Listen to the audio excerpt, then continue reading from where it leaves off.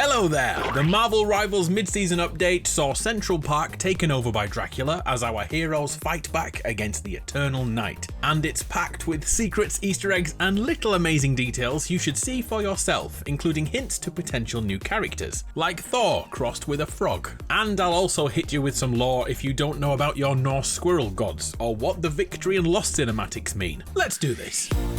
We start our push against the head vampire in Squirrel Girl's treehouse, and that really is her own private helicopter outside, known as the Squirrely Gig. Inside her abode on the table is a vampiric themed board game, The Tomb of Dracula, which so happens to be the name of the comic book where Castle Dracula was first seen back in the 1970s. The figures themselves are Squirrel Girl, Dracula and Blade, and if you've been eliminated after the second checkpoint, you've already seen the Daywalker in-game, imprisoned, waiting for our heroes to remove Dracula from power, bound by vampiric magic.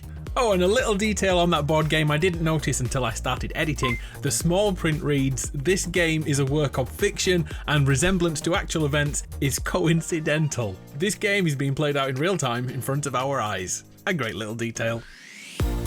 As soon as we enter Central Park, take a second to look towards Castle Dracula, and there's a chance all of the characters will comment differently. Spider-Man will make a quip. Vampires? I thought it was landlords who were bleeding New Yorkers dry. While Penny drops a reference. Just call me Vampire Hunter P. That's a nod to Vampire Hunter D, a series of Japanese novels, a reference only the biggest nerds will understand. GG if you got it. And wait, there's an even better one. Moon Knight will say this. Dracula's here? Good. That blood-sucking nerd owes me big. It turns out the meme about Dracula owing Moon Knight money is in fact canon in Marvel Rivals. I'll attempt an impression, sorry in advance. I know you're here, Dracula, you big nerd. Where's my goddamn money? I suck at impressions, I'm very sorry about that. That's just 4 of 37 characters to try this with, all totally free to play, so let me know if you find any more gems. Speaking of voice lines, here's the thing. Is that joke still funny? And here's Johnny Storm, who make up the 2 final members of the Fantastic Four. Ben Grimm is a bruiser of a vanguard who loves a fist fight, and many people wondered what a Thing Hulk team-up would be like. Just listen to this banter. We're gonna have a problem being on the same team?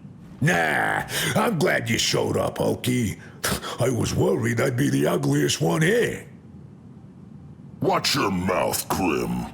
Better than watching your big green mug any day. As a side note, the Thing can pick up and toss Logan around, so we had to check if it was possible to play catch with Wolverine between the Hulk and the Thing. This may be the most wholesome moment in video game history. Baby, I'm praying on you tonight. Pray that way. You just did it yourself. Ah, yes! Perfect. Anyway, Johnny Storm, on the other hand, when he isn't terrorizing my games by lighting up Storm's tornado, is such a ladies' man. You know, they say fire and ice don't go together, but you and me? Hold on, are you actually hitting on me as the world ends around us? Depends. Would that be a bad thing? But there's also a rare interaction between him and Thor, asking about becoming a god of Asgard. You're the god of thunder, right? Does Ixgard need a god of fire? The flames of Surtur are more than enough to warm this realm. Okay, how about a god of awesomeness then? Oh, I fear that role is filled as well, my friend. You gaze upon him now. The battle. Thor is quite modest, isn't he? Here in New York, we are tasked with releasing Ratatoskr, who in Norse myth is a squirrel that runs up and down the Yggdrasil world tree. In Marvel history, she's difficult to define. She can be as chaotically bad as Loki, or as honorably good as Squirrel Girl. It totally depends on her mood that day. In this scenario, Ratatoskr is on our side, and once free, she charges to face Dracula. Okay, it's not that fast at all. She meanders to face Dracula, but that means we have more time to chat with her. Choose Thor and you'll get this interaction. Tell me, noble beast, who has been protecting this sacred forest while I was banished far beyond this realm? A frog, my liege. But at least it was one with a hammer. It turns out this is a nod to Throg. Thor and a frog combined after his brother turned him into a croaker, but after lifting Mjolnir, his powers returned and he went back home.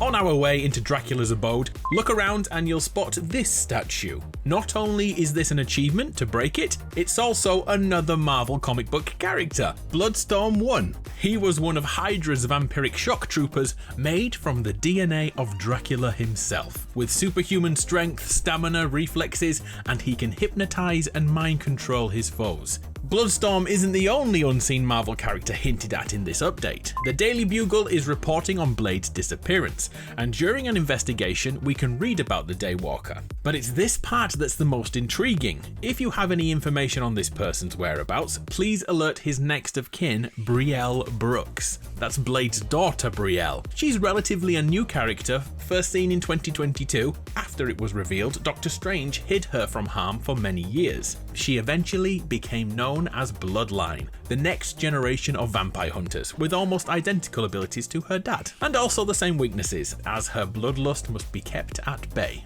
And wait, there's one more character to find in Central Park. Look around and you'll spot many portraits of Dracula, and one of these depicts this lady too.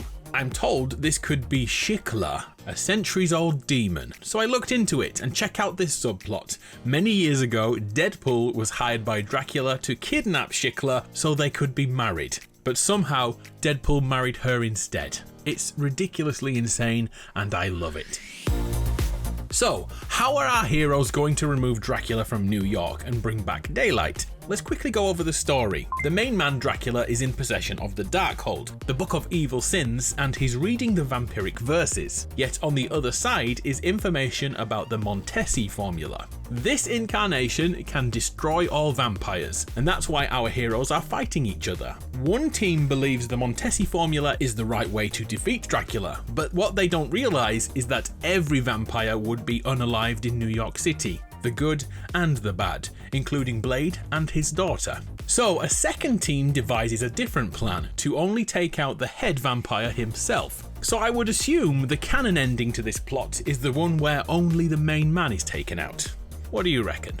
Marvel Rivals 1.5 update has reunited its first family, with the Thing and the Human Torch, who both have great bundles in the store already. Johnny's Negative Zone attire is from the time he had to fight his way through a tournament in the Negative Zone, which is an antimatter parallel dimension to Earth. The text comes straight from the comic book. Do you want to be a slave to fate, a servant to your eventual demise, or do you want new rules or a new life? Everything dies.